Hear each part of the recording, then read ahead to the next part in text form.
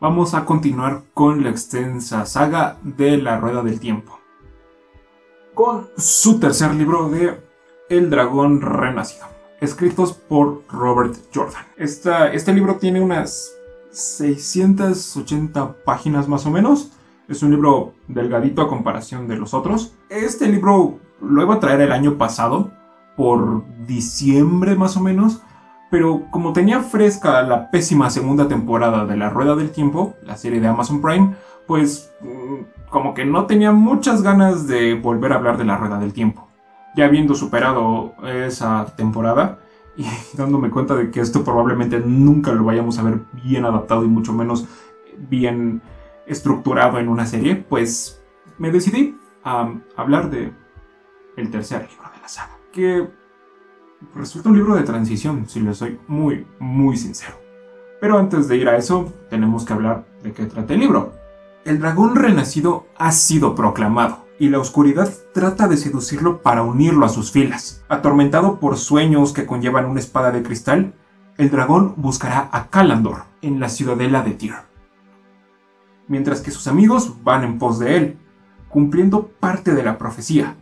Mientras que en la Torre Blanca, tras un momento traumático en Ilian, las novicias que pretenden convertirse en Aes Sedai reciben un peligroso encargo que pondrá en riesgo sus vidas, mientras el entramado teje sus hilos. Ok, muchos podrían pensar que por la premisa, el tercer libro es un poco similar, entre comillas, al libro anterior, donde pues vemos que una parte de la profecía se ve cumplida y pues pasamos de un punto a otro. Solamente pasamos de un punto a otro porque sí, este es un libro de transición, pero realmente no es lo que muchos esperaban, o no es como que la continuación que muchos tienen en mente, porque el título de este libro es puro clickbait.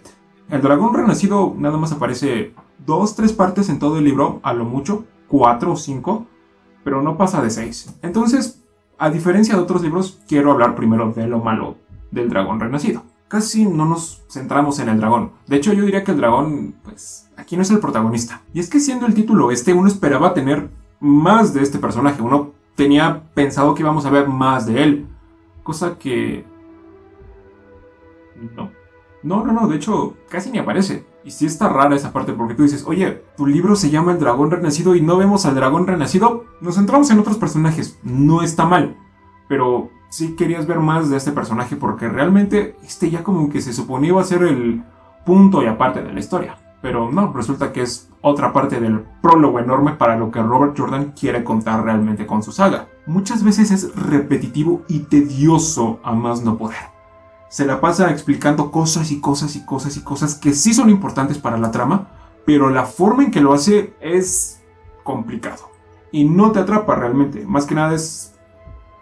Ok, ya entendí esta parte, Robert, por favor, pasa a lo siguiente. Y no, te pasa diciendo lo mismo, pero de diferentes formas. Entonces sí, hubo un punto de la lectura donde yo dije, ¿esto a qué me va a llevar? ¿A qué me va a llevar esto? Sí lleva algo, pero...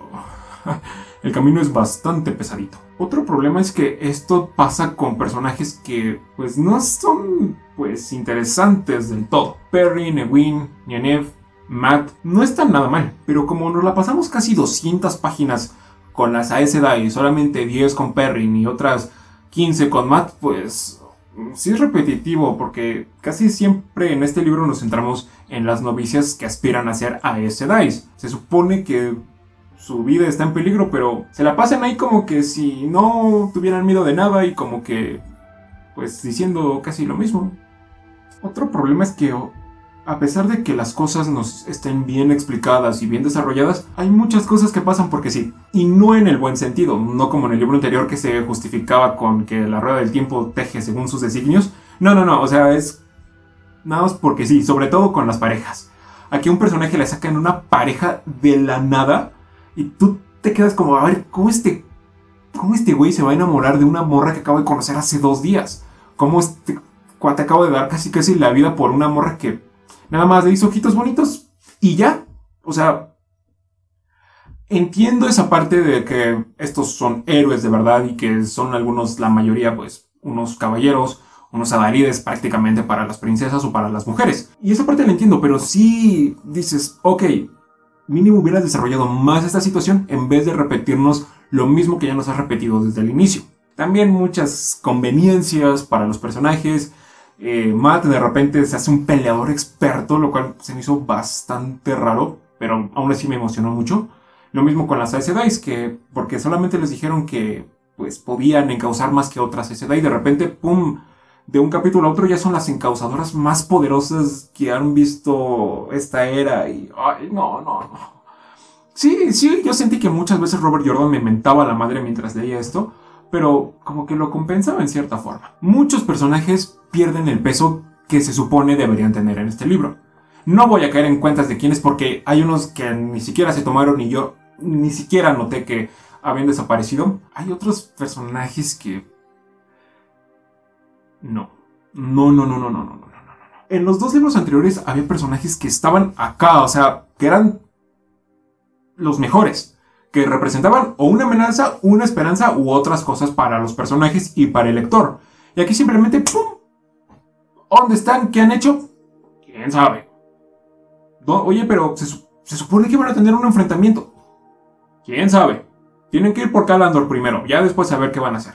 Call Andor es la prioridad. Call Andor. O sea, sí, ya entendí lo de la espada, ya entendí, pero faltaron estos personajes, ¿qué pasó con ellos? Calma.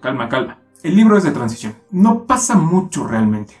Solamente como que sirve para dejar ciertas cositas por ahí. Cositas que sí van a aportar algo, pero que la verdad sí son bastante pesaditas de entender, sí son bastante somníferas. Y cuando tú terminas de leerlo, sí, es emocionante, pero dices, ok, estas 600 y pico páginas ¿realmente valieron la pena para esto? No vimos mucho de nuestro supuesto protagonista. Y lo demás no estuvo mal, pero estuvo pesadito. Entonces sí te cuestionas si valió la pena o no. A mí, siento que sí le sobraron como unas 200 páginas mínimo, porque sí sobreexplican muchas cosas. Y creo que Jordan sí pudo haber hecho algo mejor.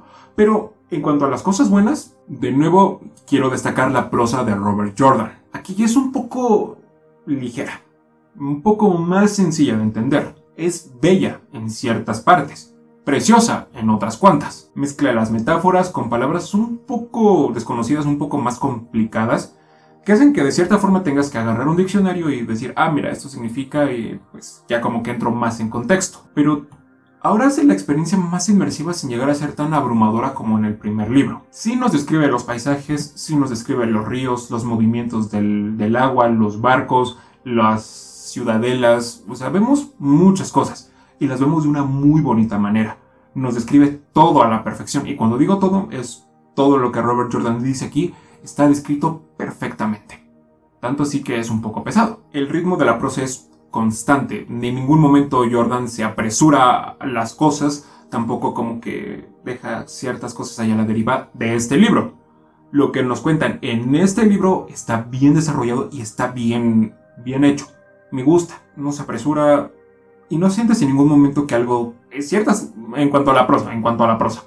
Que decaiga o que se saque ciertas cosas de la nada más para lucir ciertas cosas. No. Está muy bonita y da justo en el clavo. Exploramos más la figura del dragón renacido. Lo interesante es que no lo vemos desde su perspectiva, sino que ya lo vemos de cómo las personas están concibiendo a este supuesto salvador o destructor de la humanidad. Como algunos lo ven ya casi como una figura celestial y como otros lo ven como una amenaza o algo que tienen que usar para su conveniencia.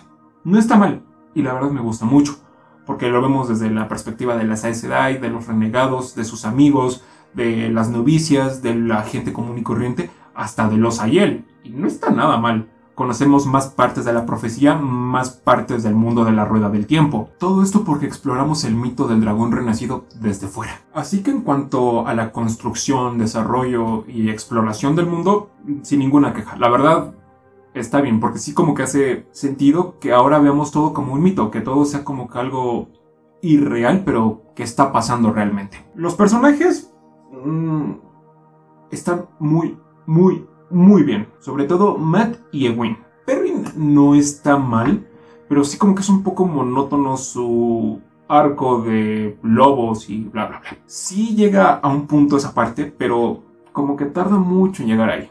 Y no es tan interesante como por ejemplo Matt, que en los otros dos libros no lo conocimos tanto. Y aquí, ya que realmente nos metemos en su mente, ya nos metemos en cómo es su perspectiva del mundo y sobre el heroísmo, resulta ser un personaje más complejo, un personaje con muchas y muchas capas, que realmente muchas veces solamente busca su beneficio propio, pero no en un mal sentido, sino en un muy buen sentido de la palabra. Egwene, tras lo que vivió en Ilian, yo moría de ganas por ver cómo se iba a tomar las cosas, cómo iba a crecer. Y la verdad, su desarrollo y su crecimiento de personaje no está para nada mal. Incluso yo diría que está muy por encima de otros, porque ya no es la niña tímida, miedosa o que no sabe muy bien hacia dónde dirigirse. Ahora ella es un poco más violenta y es un poco más audaz y tiene el valor para hacer otras cosas que muchas Aes Sedai y muchos personajes no pudieran hacer.